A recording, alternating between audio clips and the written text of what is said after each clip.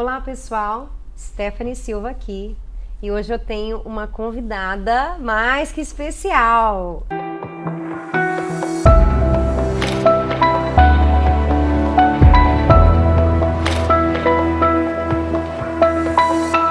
Kênia Garcia! Seja bem-vinda, Kênia. Obrigada. Obrigada por estar aqui, né? A Kênia, gente, como é que eu vou descrever a Kênia na minha vida? Uma mulher preciosa, cheia de talentos e um braço direito, um braço esquerdo, duas pernas. Sempre alguém muito presente, uma facilitadora, alguém que, junto comigo, né? sonhou sonhos, comprou as minhas brigas, sem palavras, né, Kênia? Mas eu vou deixar a apresentação para você. Quem é a Kênia? Bom, a Kênia Garcia agora, né? Sim. É uma pessoa que está se descobrindo, assim, se desconstruindo e se descobrindo eu acho que uma pessoa que eu sempre fui, mas que agora eu tô vendo com os olhos de Deus, os olhos do que realmente importa. E eu sou uma pessoa que, assim como você falou, eu amo servir, amo ajudar e topo qualquer desafio. Assim, qualquer loucura é só falar com alguém. E assim, é incrível porque a Kênia também não é muito pública, né, Kênia? Sim, mas ela dá de trás das câmeras, né? Mas é uma pessoa extremamente incrível em tudo que ela faz, né? E realmente é uma pessoa que apoia, que acredita, né? E que investe. Ela investe sempre muito tempo. Tudo que ela pode fazer e o que não pode. O que sabe e o que não sabe, né? Ela já comprou bastante desafios por aí, né? O que a gente não sabe, a gente aprende, né? A gente aprende. Mas se é um desafio, porque é um gigante a ser batido e a gente tenta. E a gente tenta, é verdade. A Kênia me ensinou muito, muito mesmo, né? Assim, em vários sentidos sobre tudo isso. E definitivamente, né? Até no processo do livro mesmo, né? Em tudo isso, a Kênia esteve presente, esteve ali comigo. Muitas agregações, muitas conversas valiosas e preciosas, né? E com certeza, Kênia, meu coração será eternamente grato. O meu não tem nem palavras para falar o que é para você, assim, a nossa relação, assim, tudo que foi construído. Você foi uma das peças principais no meu descobrimento, na minha desconstrução, na minha reconstrução. Você tem não só um dedo, mãos, abraços. É um processo de complexidade, sim, né, Kênia? Mas, Kênia, deixa eu te fazer uma pergunta que não quer calar. A pergunta. Pergunte. Você já montou um quebra-cabeça? Vários. Assim, eu sempre gostei muito de montar quebra-cabeça. Não é à toa que você gosta de quebrar a cabeça, sim, né? Sim. Eu lembro no bom sentido, claro, né? Sim, eu lembro que no Brasil, assim, era um grande desafio, assim, eu, minha mãe, meus irmãos, a gente gostava muito de montar e eram de várias peças, assim, né? Que eu lembro de 500 a 1000, por aí. Uau, yeah. Nós montamos muito quebra-cabeça juntas, sim, né? Sim, e a gente tem uma história muito especial e muito particular, eu acho, se eu não me engano, é o maior quebra-cabeça que eu já montei. Sim, inclusive ele tá na parede, sim, na parede da minha casa, porque esse quebra-cabeça ele contou muitas histórias, sim, né? Sim. Depois eu vou mostrar o quebra-cabeça na parede. Sim, virou um troféu, virou assim, um troféu, né? Mas, Kênia, pra você, esse processo de montar um quebra-cabeça, eu sei que é prazeroso, é pra mim também. Mas, assim, qual que é pra você a parte mais difícil desse processo de montar o quebra-cabeça? Pra mim, a parte mais difícil é quando chega naquele momento que é quase tudo igual. Por exemplo, tem um céu. Sim. Todas as peças são mais ou menos o mesmo tom, a mesma cor. Então, assim, tem peças que parece, você jura que mas não é. Mas não é. E às vezes até cabe se forçar um pouquinho, né? Mas depois vai dar problema. Sim, sim. No final não vai dar certo, Sim. né? E, assim, tem a história, assim, desse quebra-cabeça, para mim, que é muito importante, que casa muito com seu livro, é que, na realidade, foi você que me deu esse quebra-cabeça, né? É um quebra-cabeça da cidade de São Francisco, assim. Acho que ele tem 2.000 peças, se eu não me engano. Sim. E a gente montou junto. Foi. Que pra mim foi o mais prazeroso isso. E eu me lembro do momento que eu comecei a ler o livro, fui desenvolvendo, eu só via a cena da gente montando aquele quebra-cabeça. Porque, assim, a gente começou a montar esse quebra-cabeça exatamente, foi no dia 4 de julho. Foi no dia que a Neroli foi pro hospital. É verdade, é verdade. Olha que detalhe que eu não me lembrava. Assim, eu perdi vários detalhes, né? Que aconteceram ao longo desse diagnóstico, desse processo que inicialmente é muito traumático, Sim, né? sim. Você vive várias fases. E você falando agora eu me lembrei. Começou ali. Que incrível, né? Eu lembro da gente desfrutando ali aquele momento, era um feriado e tava várias pessoas ali na sua casa e aí eu pude perceber, assim, tinha gente que vinha, passava e, aqui, uma peça encaixou. Mas aquela pessoa, ela não participava de nada, assim, do momento do quebra-cabeça, ela só veio ali especificamente para colocar aquela peça.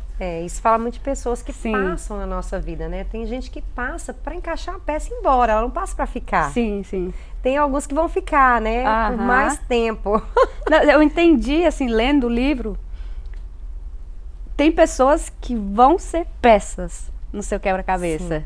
Peças fundamentais, parte da estrutura. Mas há pessoas que vão passar só para encaixar uma peça que você não conseguiu visualizar o encaixe. É verdade, que incrível, né? Assim, quando você monta o quebra-cabeça, você entende melhor, né? A alegoria, você entende melhor a ilustração. E, Kenny, assim, nesse processo, né, de montar um quebra-cabeça, exige muita persistência, porque como você falou, a parte mais difícil não é pôr as bordas, porque as bordas você já tem uma definição clara de onde elas estão, onde elas vão, né? Você tem mais possibilidades de acerto. Mas é quando você chega na parte em que você não tem muitas referências, não tem no que você se apoiar, no que você basear, são poucas referências. E isso é a parte que exige persistência. Se você aplicar isso para a sua vida e você disser assim para mim, Stephanie, a vida como um quebra-cabeça, qual foi a parte que para você, na sua vida, no seu quebra-cabeça, para você foi a parte mais difícil? A parte mais difícil na minha vida foi identificar quais eram as peças, quais eram os instrumentos somente para encaixar as peças e o mais importante, enxergar que peças que pareciam muito que era o encaixe ali, mas aquela peça não era dali. Não era dali. Nem fazia parte do quebra-cabeça. Estava totalmente de intrusa. E às vezes a gente, com a cabeça dura que a gente tem, a gente quer tanto que encaixe alguma coisa, quer tanto terminar, que a gente dá um jeitinho, força para a peça caber ali. E depois a gente percebe que não só não funciona, como a gente pode produzir danos também, você estraga. Não só a peça, como as que estão ali naquele encaixe, né? E enquanto você tem outra peça ali errada, você vai perder o espaço da peça correta. Verdade. Então, se você está insistindo ali com a peça errada, a peça correta vai estar... essa peça, ela pode representar uma pessoa errada, um relacionamento, ela pode representar um pensamento, uma ideologia, um conceito errado, né? Se nós tivermos um conceito errado a respeito de Deus, do amor de Deus, você vai ficar preso naquilo ali. E muita coisa não rompe, não avança, né? No quebra-cabeça da vida. Sim. Não, e quando você para pensar assim, às vezes você está tão focado naquele momento ali, tão focado naquela parte do quebra-cabeça, que a sua mente já não funciona. Então, às vezes, você parar, descansar e talvez partir para outro lado, você vai encontrar peças Sim. Bem sim. mais fácil do que aquele pedaço que você quer insistir ali naquele momento. Sim, mas às vezes, Kênia, nós precisamos, né, de uma ajuda externa, às vezes de uma visão externa, para nos ajudar nesse redirecionamento, né? Nem sempre a gente consegue ter toda essa percepção sozinhos. E ao longo, assim, da leitura do livro, você, né, agregando tudo isso, essa experiência pessoal sua, esses momentos que você viveu, essas fases que você passou, né? Assim, se você tivesse todo esse conhecimento, tudo que você recebeu no livro, nesses momentos, né, de ressignificação, de compreensão de tudo isso, você acha que teria sido diferente? Totalmente. Tem a parte do livro que, é só para eu pegar aqui para descanse e desfrute, é a parte mais, que para mim foi uma das mais importantes, porque por eu gostar muito de ajudar, de servir as pessoas, eu sempre estava ligada, assim, tipo, eu não me permitia, assim, eu queria ter tudo sob controle, eu não queria controlar as pessoas, mas a cobrança maior era sobre mim. Sobre você mesmo. Eu queria ter tudo sob controle, tudo tinha que sair perfeito, tudo que tinha que ter um porquê, tudo tinha que ser da minha maneira. Ter todas as respostas. Todas as respostas, que foi uma outra parte bastante fundamental para mim, assim, no livro, ainda mais, assim, falando diretamente do livro, não tem, se você for ler o livro pensando que vai ter alguma revelação, alguma novidade, alguma descoberta, não vai ter. Essa era a minha próxima pergunta. Você encontrou algo novo lá? Algo, né, totalmente fora, novo, né? Eu não encontrei nada novo. Na realidade, o que mudou foi a minha perspectiva. A sua percepção. Eu coloquei lentes novas e eu enxerguei coisas simples com verdadeiro valor, com a devida profundidade. Então, assim, é como a palavra de Deus, ela é a mesma, mas sempre. Cada vez que a gente lê, e quando a gente lê com o Espírito Santo, acompanhada do Espírito Santo, a revelação vai chegar de uma forma nova e da forma que a gente precisa. Sim. E foi exatamente, nós, né? Sim, é exatamente isso que aconteceu no livro, assim, coisas simples, do dia a dia, mas com uma visão mais profunda, uma visão mais clara. Sim. E assim, eu sou bem experiente nesse negócio de trocar de lente. É verdade. Porque eu tenho que... eu vou ao médico pelo menos 2 vezes ao ano, né? Por conta do meu... Eu fiz transplante de córnea, então assim... eu tenho que estar no constante controle, porque está sempre mudando, sempre mudando. Então, assim, quando eu vou no médico, e aí a gente vai mudando lá, alinhando tudo, e eu vou conseguindo enxergar cada vez... um pouquinho mais. Um pouquinho mais. Então, assim, quando você ajusta a lente, e não é só uma maneira de ajustar, tem vários detalhes aí para você chegar no foco correto, você consegue enxergar coisas que sempre esteve aí e você nunca prestou atenção. Sim. E é interessante, Kênia, que você precisa de alguém para ajustar as suas lentes. Sim. Né? Isso é muito interessante, porque isso fala também, né, das pessoas que passam ao longo da nossa vida, ou estão na nossa vida, né, para um propósito específico, e vem ali para nos dar ajuste, para nos dar foco, né? Sim. Eu me lembro que assim, bem interessante esse momento que nós vivemos, né? Assim que eu dei à luz a minha segunda filha, nós estávamos no meio da pandemia, né? E eu fiz uma cesariana e a Kênia tinha acabado. O plano era, né? Eu vou cuidar de você, porque ela tinha uma data bem antes, né? Marcada bem antes para o transplante, né?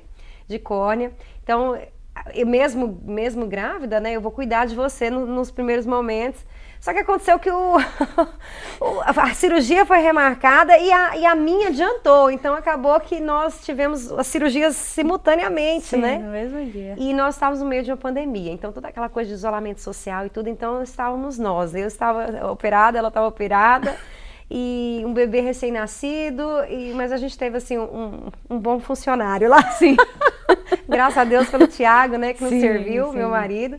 Mas foi interessante porque nós estávamos no meio de uma crise mundial. No meio de uma estrutura que de medo, cercada de medo, de incertezas, né? Você estava fazendo o seu segundo transplante, né? E nós havíamos orado várias vezes. Então, assim, mas, poxa, por que a gente teve que acabar indo para o transplante de novo? As perguntas que a gente não consegue responder, né?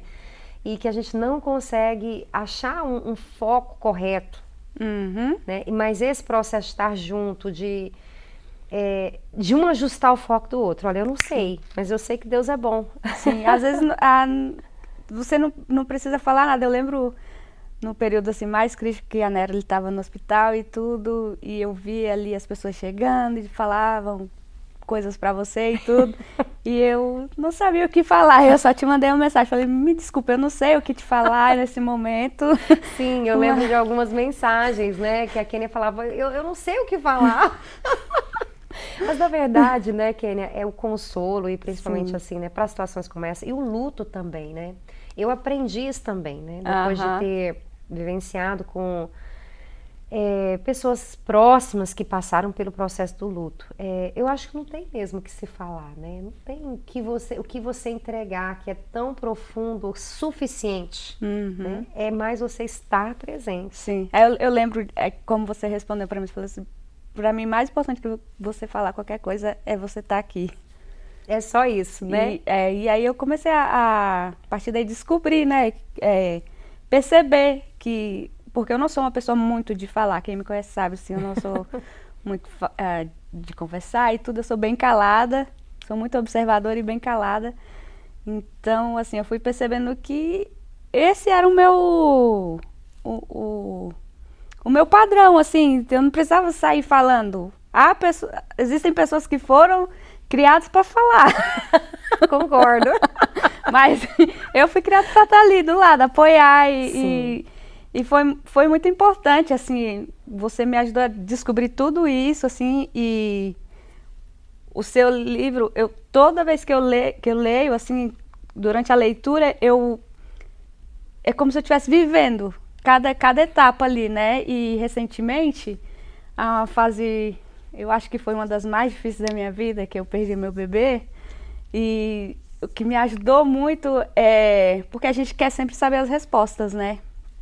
Então, o que me fortaleceu muito é saber que você fala assim, né? Tem coisas que a gente não vai saber o porquê. E também não precisa saber o porquê.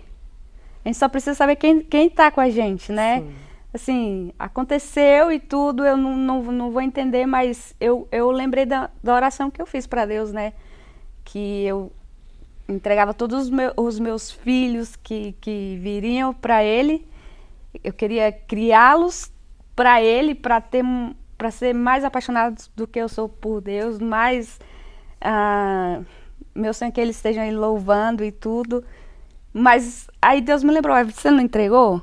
Sim. Isso não significa que, tipo, depois que nasceu, eu entreguei, não importa o momento. Do momento que foi gerado, né? Já pertencia, né? Se Deus me permitiu ter ele por 2 meses dentro de mim, eu já pude desfrutar um pouco, né? Sim. E o porquê que aconteceu, eu não vou entender, talvez nunca vou entender. Pelo menos aqui, né? Aqui, mas também você me ensinou que eu não preciso entender. Não, só vamos viver e vamos seguir para as cenas dos próximos capítulos com ele, que tudo vai ser mais fácil.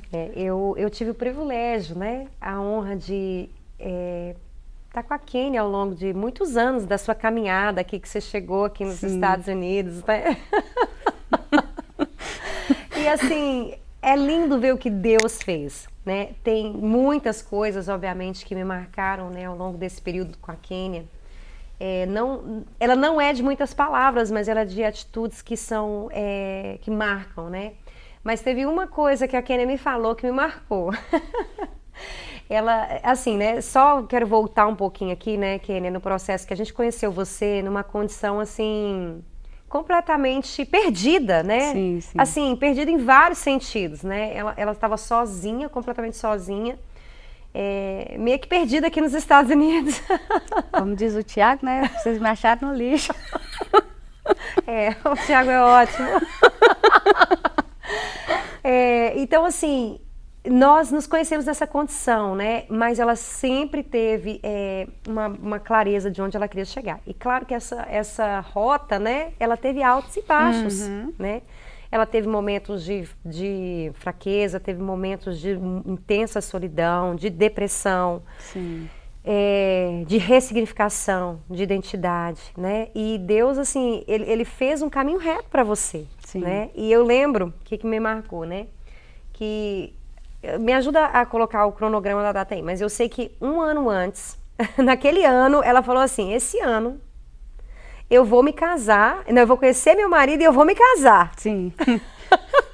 Foi no final do ano, né, que a gente estava nessa casa. Sim, isso foi dito lá na minha casa. E foram exatamente dentro daquele prazo. Foi uma reviravolta, uma grande reviravolta, né? Ela declarou e levou aquela palavra, trouxe a existência, né? Sim, sim. Alguém que estava assim já um pouco desanimada, abatida com relação à família, construir uma família, começar esse processo e aconteceu no tempo determinado. Sim, sim. E assim aconteceu porque as peças foram se encaixando, né? Assim, eu lembro que foi um momento que eu tinha resolvido muitos fantasmas que tinham dentro de mim, tinha adormecido muita coisa, porque eu já passei por muita coisa, assim, e como por eu ser muito calada, essas coisas elas nunca foram resolvidas. Elas só estavam ali adormecidas, guardadas num cantinho ali. Sim. Só que aí tem um momento que você precisa resolver isso. Sim. E foi quando eu comecei a resolver com a ajuda das pessoas corretas. Corretas, é muito importante isso, né? Você nunca vai conseguir resolver sozinho. Não tira isso da cabeça, não vai conseguir. Com a ajuda das pessoas corretas e aí eu senti dentro de mim, agora é o momento e eu tô pronta para casar. Foi por isso que eu declarei aquilo, apesar assim de não estar vendo nada, de não estar sentindo nada. Sim. Mas eu sabia que estava chegando esse momento.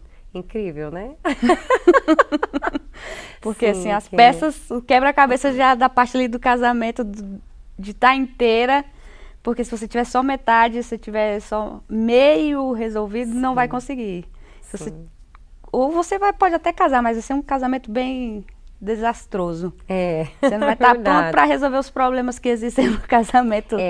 A gente costuma dizer que uma pessoa mal resolvida com outra mal resolvida não dá uma pessoa resolvida, dá duas mal resolvidas, não é? Porque assim, tô na metade do caminho, eu tô na metade, vamos juntar e dar um. Não dá um, porque na matemática de Deus, 1 mais 1, né, não são 2, é 1. Então não funciona assim, né? Talvez vai dar um grande problema. Concordo.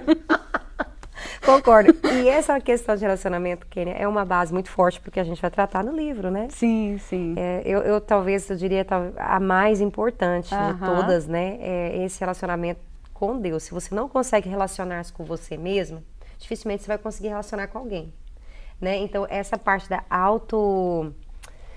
do autoconhecimento, ela é extremamente importante nós chegarmos até a nossa real identidade, perceber os danos, os problemas que nós carregamos na nossa identidade, resolver isso, para depois a gente se juntar a outro, né? Sim.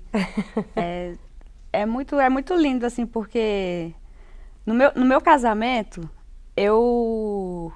minha família não estava aqui, né? Minha família é de sangue, só a família que eu escolhi. Sim. Meus amigos, só minha mãe que veio. E eu tinha a opção de entrar com a minha mãe, mas eu não quis entrar com a minha mãe, porque eu sei que minha mãe deveria ser honrada, assim, ela entrou lindamente e tudo, mas eu queria entrar com o meu pai, mas meu pai não pôde vir. E aqui eu tenho duas pessoas que em cada fase importante da minha vida eles representaram meu pai, eles foram Deus na minha vida. Foi como Deus manifestou a paternidade dele na minha vida. Sim. Que foi o Miguel, que me levou na minha primeira metade, e da metade para o final foi o Tiago. Porque eles têm idade para ser meus pais? Não, mas eles foram meus pais em momentos chaves na minha vida. Eles tinham a maturidade necessária. Sim. Para exercer paternidade na sua vida naqueles momentos. Né? Então, assim, eu não queria que entrar com minha mãe porque ela não ia representar a paternidade. Sim. Mas eu queria entrar com quem de fato me apoiou, me suportou e deu suporte. Me deu suporte. E de fato, assim, eu me senti muito amada, assim, foi talvez alguma falha que o meu pai de fato não foi tão suficiente para mim, talvez no meu modo de ver, mas Deus sempre se manifestou a paternidade dele nos momentos chaves, através de pessoas chaves. Então, por isso que eu queria honrar essas duas pessoas e a paternidade de Deus na minha vida. Sim, sim. Assim, não poderia ser representado pela minha mãe, pela sua mãe, sim. Mas essas pessoas muito especiais que fazem parte, eu creio que essas pessoas são peças no meu quebra-cabeça. Sim, elas não só passaram para encaixar uma peça, mas elas são peças fundamentais. Fizeram parte do quebra-cabeça da sua vida, né, Kênia? Sim. Que incrível, assim. Mas de tudo que você viu ali, né, no livro, você falou muito sobre paternidade, falou aí sobre tantas coisas, mas assim, o que para você foi o que virou a chave da sua vida? O que foi assim, poxa, isso aqui foi um clique? Eu acho que eu já até falei, né, a parte do descansar. Ah, do descansar, é verdade. Porque eu sempre fui muito de fazer,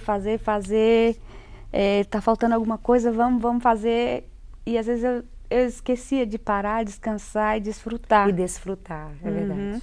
É verdade. Então, quando eu entendi isso, eu passei a ver as pessoas de outra forma.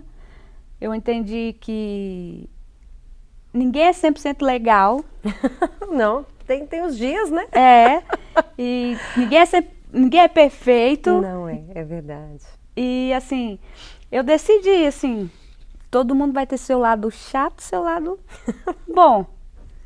Vale a pena você suportar a chatice daquela pessoa e desfrutar das coisas boas que ela tem. Em contrapartida também ela vai fazer isso com você. Sim. Porque eu também não sou.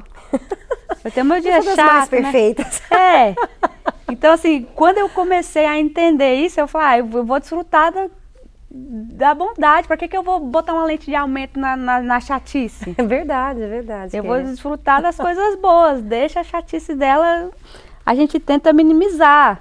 Sim. Mas se vale a pena, se é uma coisa que eu penso que eu consigo encarar, então vamos perder a oportunidade de desfrutar do que Deus também fala através das pessoas chatas. Temos que concordar. Sim.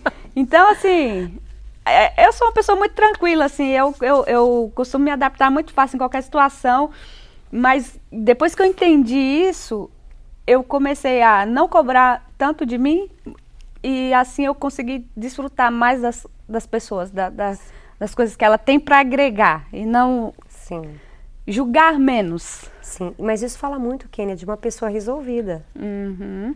Né? Porque quando a gente está resolvido em Deus, dentro de nós, a gente tem muito mais facilidade de enxergar as coisas dessa forma, né? Mas do contrário fica difícil.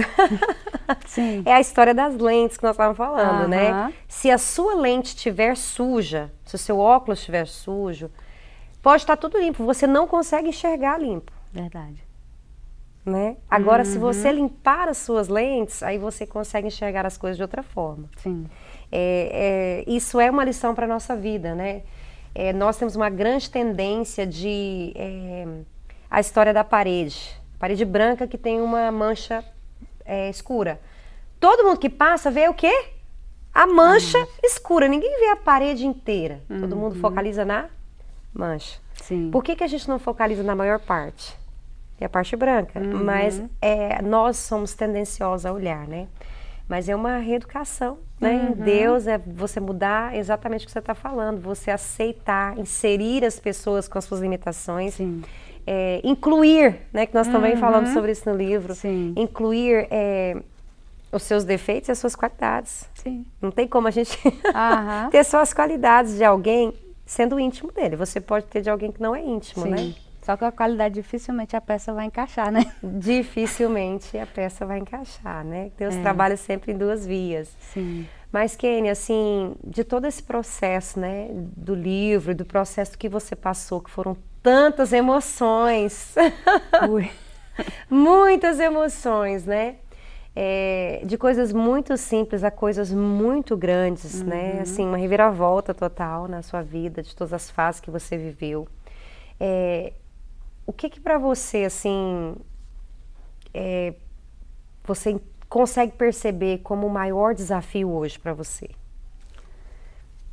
O maior desafio hoje, eu acho que é sempre lembrar o quanto eu sou amada por Deus, assim. Porque das coisas, das dificuldades do dia a dia e tudo, a gente tende a esquecer disso, assim. E quando a gente... Assim, é a maior dificuldade, mas também é a maior força. É assim, quando eu passo a entender isso todo dia, porque isso é uma coisa diária, é como o maná, é diário. Quando eu entendo isso todo dia,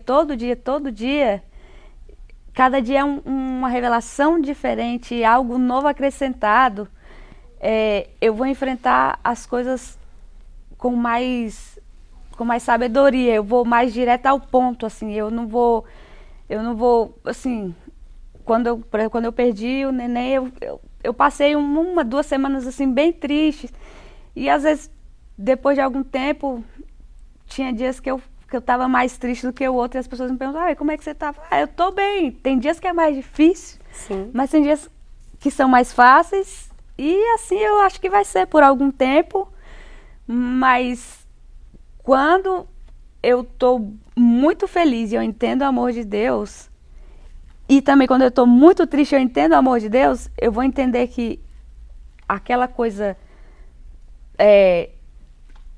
não importa se é um dia pior da minha vida ou o melhor dia da minha vida, eu sou a mesma pessoa. Sim. Sim. Porque eu tô olhando com o amor que Deus me vê, assim. E não é a dificuldade, não é porque eu perdi meu neném que eu sou menos amada por Deus. Sim, sim. Não, tipo, se eu não for entender o amor de Deus, eu vou deixar essas coisas me dominar, as dificuldades, e eu vou perder o foco. Eu vou perder momentos que eu deveria estar avançando, deveria estar indo para outra fase, deveria estar indo para outra peça, e vou estar focando ali o porquê, o porquê não importa. Essa é uma base, né? A base que eu mencionei ali é justamente o amor de Deus. Por quê, Kênia? Quando tudo dá errado, quando as circunstâncias nos abalam emocionalmente, fisicamente, né? Nós não estamos isentos, né, de um diagnóstico, de uma perda, de um luto, de uma tragédia, de tantos episódios, de tantas coisas. Mas quando isso acontece, nós não temos respostas, ou nós não temos como sustentar essa estrutura, a gente tem que ancorar no amor de Deus. Uhum. Não tem parede, não tem teto, não tem nada, mas tem o amor de Deus, onde eu vou me sustentar e onde eu vou me segurar até esse vendaval passar. Sim, porque ele vai passar. Ele vai passar e eu vou só esperar o arco-íris, né? Uhum. A promessa, a lembrança da promessa. E isso tem a ver com construir momentos, né? Sim. Porque no vendaval, na fase difícil, no dia mau, a gente tem a oportunidade de construir momentos Sim. com Deus, de adquirir momentos que vão servir no processo de reconstrução dessa nova Kênia, desse novo eu. E o contrário também, porque quando a gente tende a estar muito feliz, talvez a gente tende a esquecer que é por causa de Deus também.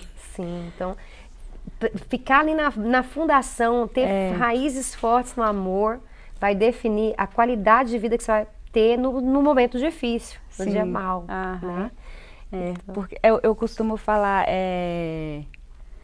que primeiro de tudo, assim, acho que todo mundo, mas principalmente o cristão, ele tem que crescer para baixo. Raízes. Sim.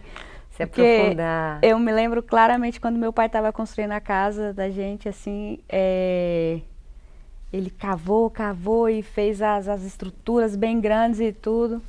Aí ele parou e pensou, falou assim, não, eu vou fazer mais, vou afundar mais isso, porque se a gente decidir crescer mais, aumentar mais a casa, a gente vai ter estrutura para fazer, exatamente, exatamente. Mas os nossos olhos querem ver estrutura. Nós queremos ver a construção pronta. Subindo, né? Prédios, né? E é engraçado que quando começa a crescer, o povo fala, nossa, que rápido! É porque ninguém viu. É verdade, Kênia. E esse processo de construção, a gente falou sobre ele ali no livro também, eu descrevi algo que, né, nada em comum, nada diferente daquilo que a gente talvez até já ouviu falar, ou até já saiba, mas numa dimensão muito maior, né? Sim. Porque saber é uma coisa, aplicar isso nos dias difíceis é o nosso grande desafio. Vencer a nossa incredulidade, Sim. as nossas limitações, nossos bloqueios a respeito de Deus, a respeito de quem nós somos de verdade, até onde nós conseguimos ir, né?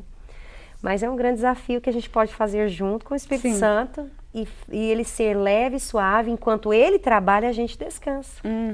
Né? E é muito melhor. Muito mais fácil, muito mais fácil. Sim, sim. Mas, Kênia, se você pudesse dar um conselho a quem te ouve, o que você diria? Olha, eu diria, não esteja só.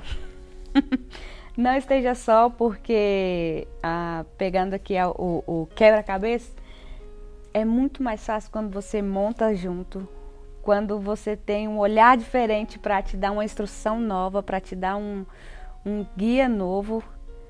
Então, assim, estejam cercados de pessoas certas, no momento certo e na hora certa, porque as coisas vão acontecer. Sim. Junto é melhor do que sozinho. Sim, muito bom, Kênia, é verdade, viu? E isso fala não só do Espírito Santo, mas também de amigos, de líderes, de pessoas que são referências, né? E pessoas, elas sempre vão nos dar referências, boas Sim. ou ruins. Referências a serem seguidas e a não serem seguidas. Sim. Mas nós precisamos uns dos outros, né? Esse andar em unidade. E, na verdade, nós não conseguiremos concluir um quebra-cabeça sozinho, com uma peça só. Ele é feito de muitas peças, Sim. né? Mas antes da gente terminar esse momento, eu quero agradecer você por aceitar esse desafio. Eu sei que não é fácil. A Kênia é muito tímida, ela não gosta das câmeras. Ela trabalha atrás das câmeras, né? Mas eu tenho certeza, Kênia, que Deus tem algo para entregar através de você para pessoas que estão se assistindo. Eu sei que isso tudo aqui vai somar em algo lindo, né? Kênia, muito obrigada de novo. Obrigada a vocês por estarem aqui com a gente, por participar. Eu espero que você tenha sido edificado. E se você foi edificado, compartilha. Vamos levar, né, esses testemunhos, essas palavras de encorajamento e tudo que a gente tem compartilhado aqui para quem precisa. Um grande abraço.